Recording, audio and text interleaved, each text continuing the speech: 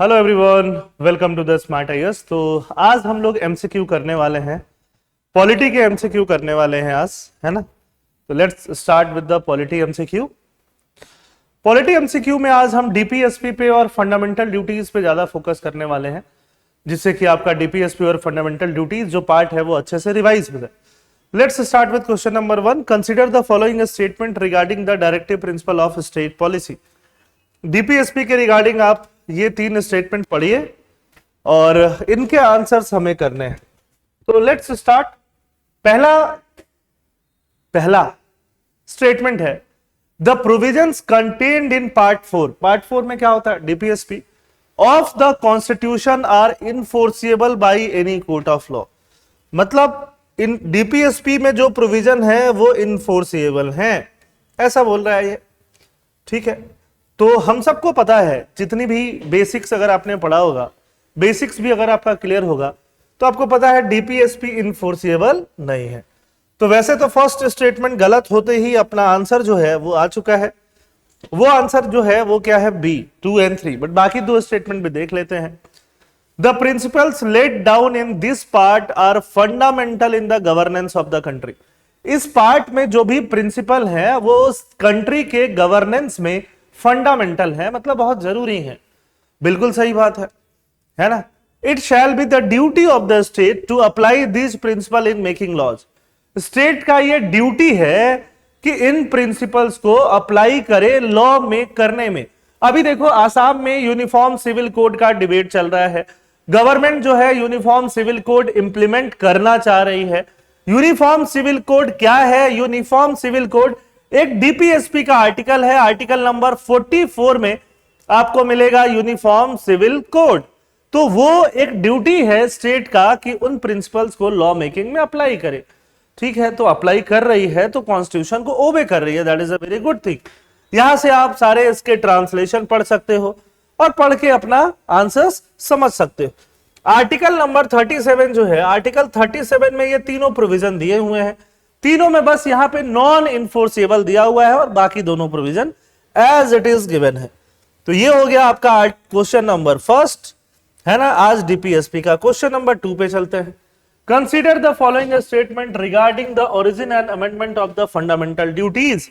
Fundamental duties कब origin हुए, कैसे अमेंडमेंट हुए? तो देखो, फंडामेंटल ड्यूटीज स्वर्ण सिंह कमेटी ने रेकमेंड किया था। स्वर्ण सिंह कमेटी ने रेकमेंड किया था। और ड्यूटीज जो होते हैं ना, ड्यूटीज ये सोशलिस्ट कंट्रीज के फीचर है, कैपिटलिस्ट कंट्रीज के नहीं है। कैपिटलिस्ट कंट्रीज में राइट्स की बात ज्यादा करते हैं, सोशलिस्ट कंट्रीज में ड्यूटीज की बात ज्यादा करते हैं। तो ड्यूटीज जो है सोशलिस्ट कंट्रीज में यूएसएसआर का फीचर है, जहां से हमने अडॉप्ट किया था। स्वर्ण सिंह कमेटी ने बकायदा पूरा 11-12 फंडामेंटल ड्यूटीज की लिस्ट दी थी, जिसमें हमने 10 अडॉप्ट कर लिया। ड्यूटी टू पे टैक्सेस वगैरह हमने नहीं रखा था। अब हम एक एक करके पढ़ते हैं। They were incorporated into the constitution on the recommendation of Swaran Singh committee. बिल्कुल सही बात है। स्वर्ण सिंह कमेटी ने बोला था, रिकमेंड किया था कि हमें फंडामेंटल ड्यूटीज ऐड कर देना चाहिए। 42nd कॉन्स्टिट्यूशनल अमेंडमेंट एक्ट, जिसने part 4A of the constitution add किया, सही है।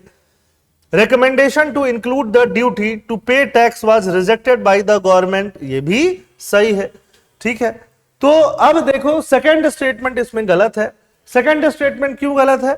42nd कॉन्स्टिट्यूशनल अमेंडमेंट एक्ट ठीक है, बट यहां पे लिख रहा है ओरिजिनली एडेड 11 ड्यूटीज। 11 मैंने आपको पहले ही बोला, ओरिजिनली 10 ड्यूटीज ऐड की गई थी, बाद में जाके एक ड्यूटी और ऐड किया गया।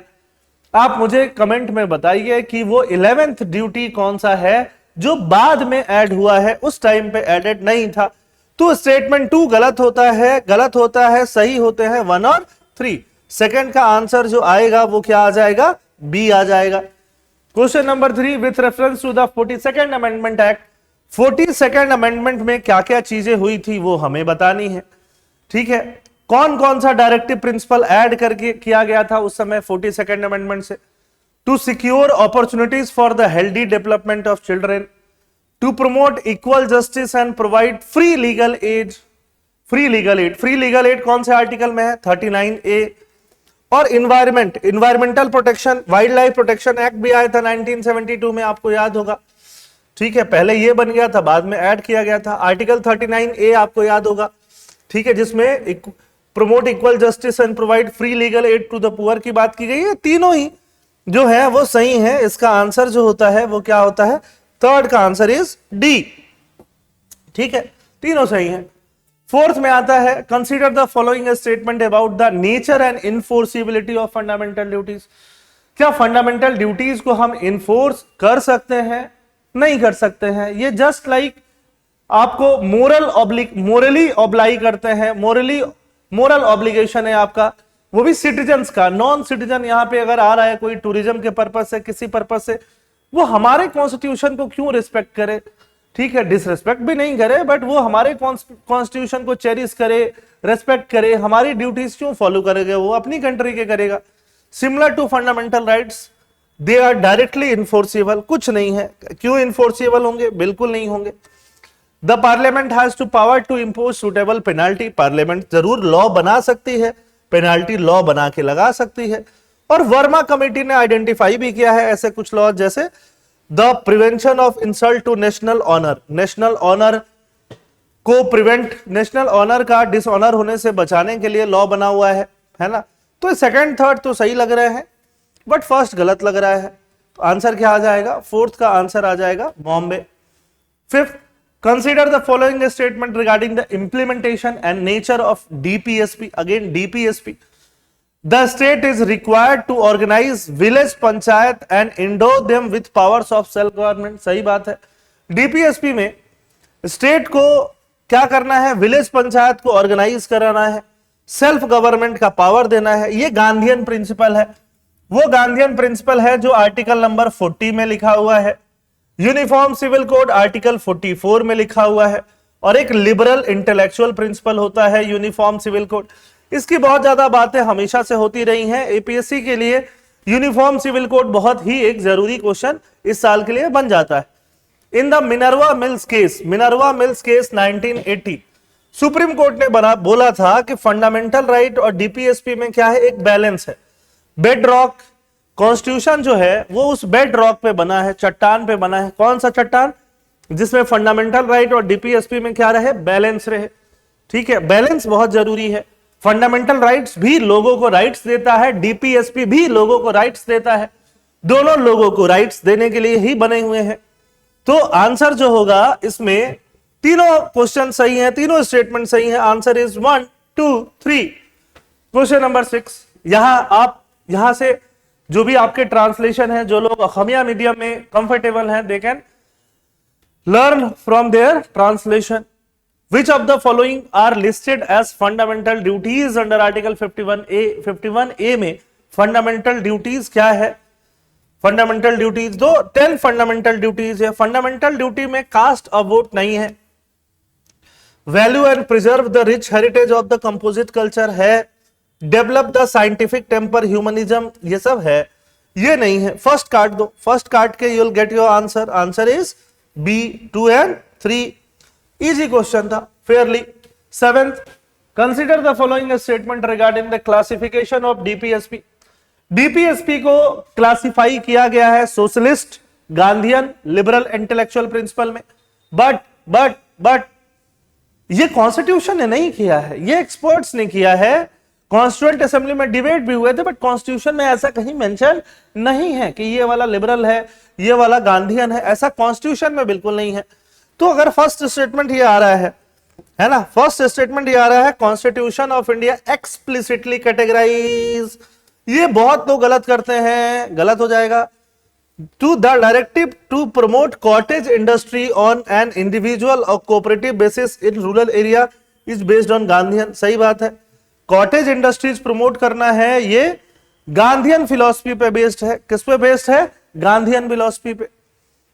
ठीक है। The provision to secure for all citizens a uniform civil code falls under the socialist principle। Uniform civil code important है, तो मैं बार बार आपको इसका प्रैक्टिस करा रहा हूं। नहीं, सोशलिस्ट प्रिंसिपल पे बिल्कुल बेस्ड नहीं है। तो इसका थर्ड भी गलत, फर्स्ट भी गलत। तो आंसर में जो मिलेगा 7th का क्या मिलेगा? ओनली बी ऑप्शन मिलेगा। Question number 8, consider the following statement regarding the scope and constitutional significance of fundamental duties. They extend to both Indian citizen and foreign national. नहीं है, फंडामेंटल ड्यूटीज फॉरेन नेशनल्स के लिए क्यों होगा, हमारे लिए है, इंडियंस के लिए है, सिटीजन्स के लिए है। फर्स्ट ही गलत हो गया। Court can use fundamental duty to determine the constitutional validity of law. Yes, thumbs up. कि अगर कोई लॉ बना है तो लॉ कोर्ट देख सकती है कि फंडामेंटल ड्यूटीज के हिसाब से वो लॉ सही है कि नहीं है।